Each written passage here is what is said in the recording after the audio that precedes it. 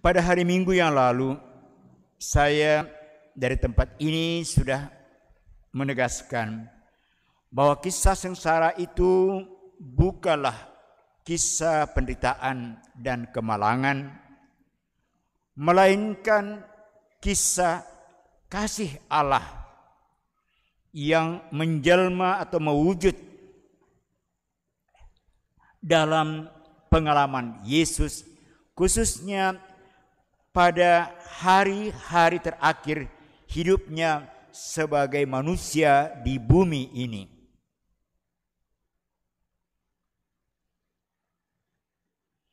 Pada hari ini kita mendengarkan kisah sengsara menurut Yohanes yang dibaca setiap tahun pada hari Jumat Agung. Sementara pada hari Minggu Palma, hari Minggu yang lalu, tahun ini, tahun C, dibaca Injil Lukas, tahun A dibaca Injil Matius, tahun B dibaca Injil Markus. Dari keempat penginjil itu, Yohanes yang kita baca Injilnya hari ini paling jelas menampilkan Yesus sebagai bukan saja tokoh utama dalam kisah sengsara ini, melainkan keluar sebagai pemenang. Kisah tadi dengan mudah kita bagi dalam 6 bagian, 6 babak, drama 6 babak. Yang pertama, peristiwa di Taman Getsemani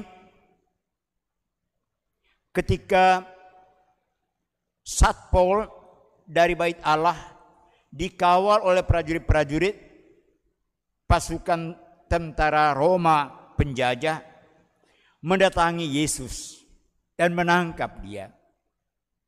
Babak kedua, Yesus dibawa kepada pengadilan agama, mula-mula kepada sesepuh agama Yahudi yaitu Hanas, dan selanjutnya babak ketiga kepada Kayafas, menantu Hanas yang pada tahun itu menjabat sebagai imam agung. Babak berikut mereka pindah dari pengadilan agama ke pengadilan negeri, pengadilan pemerintah penjajah, di kediaman yang sekaligus menjadi ruang pengadilan sipil, pengadilan politik yang dipimpin oleh Pontius Pilatus. Sesudah itu ada kisah penyaliban dan yang terakhir kisah pemakaman. Pada babak pertama, ketika para prajurit dikatakan oleh penginjil dengan senjata lengkap, tentu waktu itu belum ada mortir, belum ada rudal, dengan senjata lengkap datang mendatangi Yesus. Tetapi yang mulai berbicara itu bukan prajurit-prajurit, bukan juga satpol dari Bait Allah, melainkan Yesus. Siapa yang kamu cari? Di situ penginjil sudah menunjukkan bahwa yang menjadi tokoh utama dan sekaligus pemenang dalam drama babak pertama ini adalah Yesus. Sementara yang lain ternyata gagap dan panik. Mereka tidak dapat berkata apa-apa. Dan Petrus yang mau cari-cari muka sama gurunya, tidak ada babi bu, ternyata dia menghunus pedang lalu memancung telinga seorang hamba imam agung. Yohanes mencatat nama hamba itu Malkus. Dan Yesus mengatakan, sarungkan pedangmu. Dia ambil telinga itu, ditempelkan kembali ke telinga hamba ini, dan telinga hamba itu utuh kembali. Yesus tampil sebagai pemenang. Walaupun kita tahu bahwa dia ada dalam situasi sangat kritis. Kemudian pindah masuk babak kedua. Yesus dibawa kepada tokoh agama, sesepuh agama Yahudi yaitu Hanas. Dan dia juga tidak berbuat apa-apa, tidak mampu membuktikan apapun bahwa Yesus itu seorang pesakitan. Dia mengatakan, kalau ada salahku tunjukkan. Dan Hanas dengan segala saksi-saksi palsu yang ada di situ tidak mampu membuktikan satu kesalahan pun berdasarkan ayat-ayat kitab suci mereka. Kemudian pindah kepada hakim resmi agama Yahudi, yaitu Imam Agung Kayafas, menantu Hanas. Di sana pun kita menemukan bahwa mereka melalui Kayafas tidak mampu berbuat apa-apa dan tidak mampu membuktikan bahwa Yesus itu adalah pesakitan yang patut dihukum mati. Dan karena mereka tidak mampu membuktikan dari segi agama mereka, tidak mampu mengutip ayat-ayat Alkitab untuk menjatuhkan hukuman kepada Yesus, maka akhirnya mereka harus mengakui otoritas kewibawaan pemerintah penjajah, pemerintah Romawi yang diwakili oleh Pontius Pilatus, kepala negeri waktu itu, semacam gubernur yang mewakili pemerintah Roma.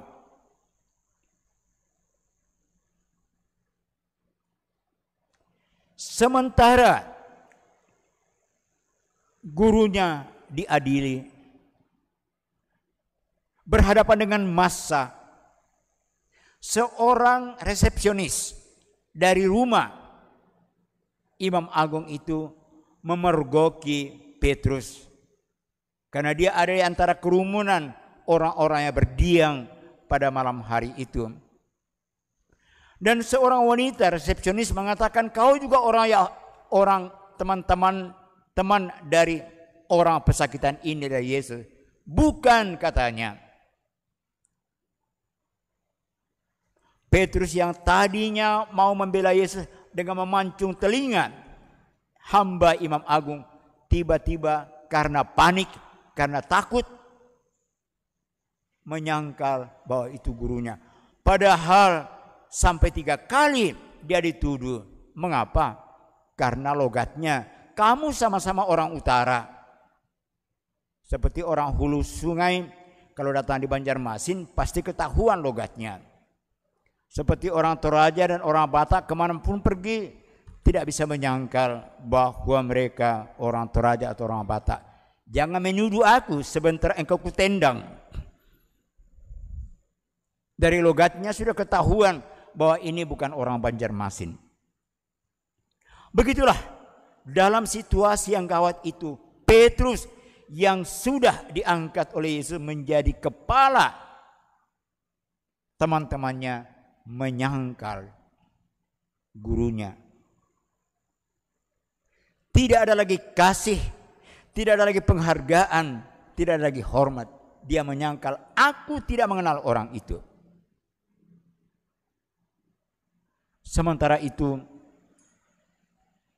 Yesus dibawa kepada Pilatus. Pilatus pun tidak dapat membuktikan bahwa dia ini bersalah. Apa sebabnya? Karena tuduhannya dibawa oleh pendakwa-pendakwanya ialah orang ini mengaku diri raja orang Yahudi. Kalau seorang berani mengatakan dia pemimpin orang Yahudi, padahal penguasa waktu itu adalah orang Romawi, maka orang ini akan dijebloskan ke dalam penjara karena pemberontakan politik. Tetapi Yesus mengatakan, memang aku raja, tapi kerajaanku bukan dari dunia ini. Dan kalau demikian, petugas atau hakim pemerintah sah pun tidak mungkin mendakwa dia. Jadi baik pengadilan agama maupun pengadilan negeri, pengadilan sipil, pengadilan politik tidak mampu membuktikan bahwa dia adalah seorang pemberontak yang patut dihukum mati. Tetapi karena targetnya harus dihukum mati, maka Pilatus mengatakan, kalau demikian silakan adili sendiri. Dan mereka mengatakan, kami tidak bisa undang-undang Romawi untuk mengadili apalagi menghukum mati seseorang. Maka harus Pilatus yang menghukumnya. Kalau kamu tidak menghukumnya, Anda bukan wakil pemerintah di Roma. Pilatus takut dengan tuduhan seperti itu, maka jadilah dengan resmi duduk di atas kursi pengadilan Gabata atau Litostrotos. Pilatus mengatakan, dengan demikian dia kamu bawa dan kamu salibkan.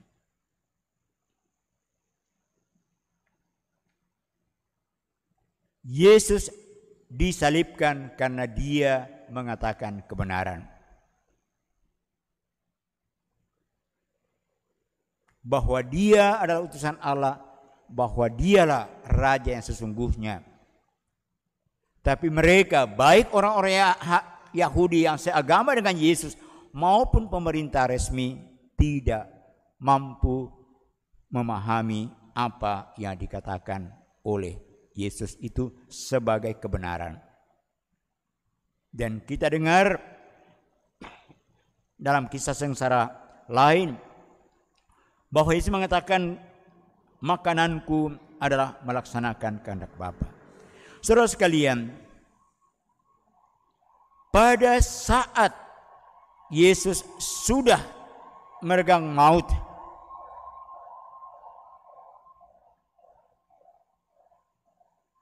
pada saat Yesus sedang meregang maut di kayu salib, apa yang terjadi? Yesus seperti dalam kisah sengsara menurut Lukas tidak mengutuk siapapun. Lukas malah mengatakan, Bapa, ampunilah dosa-dosa mereka karena mereka tidak tahu apa yang mereka perbuat. Dalam kisah sengsara Yohanes yang baru saja kita dengarkan, Yesus masih sempat dengan hati yang sejuk, hati yang tenang mengurusi ibu dan murid-muridnya. Kepada Bunda Maria yang hadir di kaki salib, dia mengatakan, Ibu,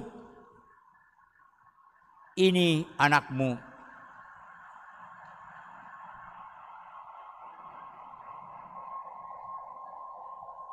Dan dengan demikian Maria dipercaya oleh Yesus untuk mengurusi murid-murid Yesus, mengurusi gereja, mengurusi kita sekalian.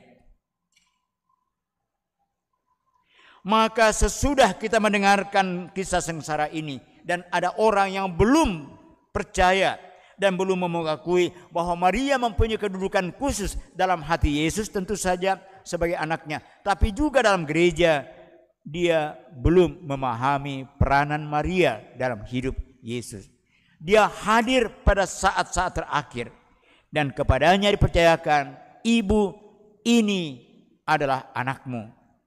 Seluruh gereja dulu dan sekarang, saya dan Anda dipercayakan oleh Yesus pada saat-saat terakhir hidupnya di bumi ini kepada Bunda Maria. Dan sebaliknya, kepada murid itu, Yohanes, Yesus mengatakan, ini ibumu. Yesus mempercayakan ibunya kepada kita, orang-orang yang percaya kepada Yesus, yang setia kepada Yesus sampai akhir. Kisah sengsara adalah kisah kesetiaan kepada kehendak Bapa, kesetiaan kepada tugas yang Bapa percayakan kepadanya, yaitu mengurus keselamatan manusia. Dengan mengurus bundanya, mengurus murid-muridnya. Sesudah mendengarkan kisah ini, kita patut bertanya kepada diri kita masing-masing, saya ada pada posisi siapa? Bagaimana sikap saya? Siapa dari tokoh-tokoh itu yang mewakili sikap saya sebagai orang Katolik? Tadi malam saya mengatakan, kalau kita belum berani mengasihi sesama kita, siapapun juga dengan tulus, tanpa pamrih, tanpa syarat, jangan kita menyebutkan diri orang Katolik. Nah sekarang saya bertanya, kalau kita belum berani untuk setia kepada tugas yang Yesus percayakan kepada kita sebagai warga gereja, apapun juga tantangan dan risikonya, jangan kita menyebut diri kita sudah Katolik. Dalam kisah sengsara ini, Yesus ditampilkan sebagai tokoh yang tegar, tidak bergeming ke kiri atau ke kanan, tapi dengan rendah hati secara konsisten dan setia melaksanakan apa yang Bapa percayakan kepadanya, yaitu melaksanakan kehendak Bapa supaya tuntas proses penyelamatan umat manusia. Kadang-kadang kita tergoda untuk meninggalkan atau mengabaikan sebagian dari tuntunan agama kita karena hal-hal yang bersifat duniawi. Kita ibarat kacang kedelai. Kacang kedelai itu kata pepatah dalam bahasa Jawa, pagi jadi tempe, sore jadi tahu, malamnya jadi susu kedelai.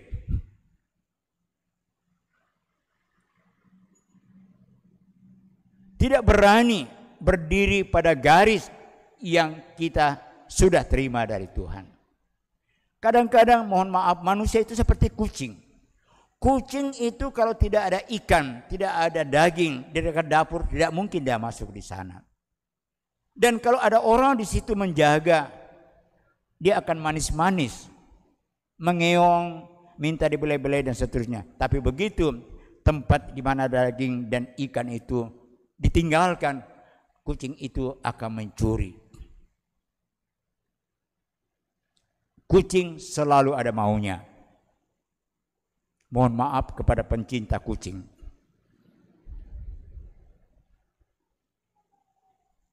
Saudara sekalian, mari sesudah kita mendengarkan kisah sengsara ini, kita mohon kuasa Roh Kudus supaya dalam iman kita sebagai orang Katolik, kita berani, tegar, konsisten, tetap pada garis yang Tuhan sudah tentukan untuk kita. Apapun juga tantangan dan kesulitannya. Sepanjang kita berjalan dalam Allah dan bersama dengan Allah seperti Yesus, endingnya, akhirnya adalah kebahagiaan. Maka di kayu salib, Yesus menurut Injil Yohanes berkata, sudah selesai. Alangkah indahnya ketika tugas kita di bumi ini sudah berakhir. Dengan tenang, dengan legowo, dengan gembira, kita berkata kepada Tuhan dan kepada semua orang di sekitar kita yang tidak perlu menangis. Semuanya sudah selesai. Dan sudah selesai artinya tugas kita untuk melaksanakan kehendak Bapa dan ikut serta memberikan keselamatan, rasa damai kepada sesama itu sudah kita kerjakan dengan tuntas karena kita tegar, kita teguh, kita konsisten berpegang pada iman kita, yakni Allah adalah kasih tanpa syarat, tanpa batas, dan kita diberi amanah untuk membagikan kasih itu kepada sesama kita. Kalau demikian, semoga ibadat Jumat Agung ini sungguh merupakan sumber kekuatan untuk kita semua sepanjang perjalanan hidup kita di bumi ini. Semoga demikian, Tuhan memberkati.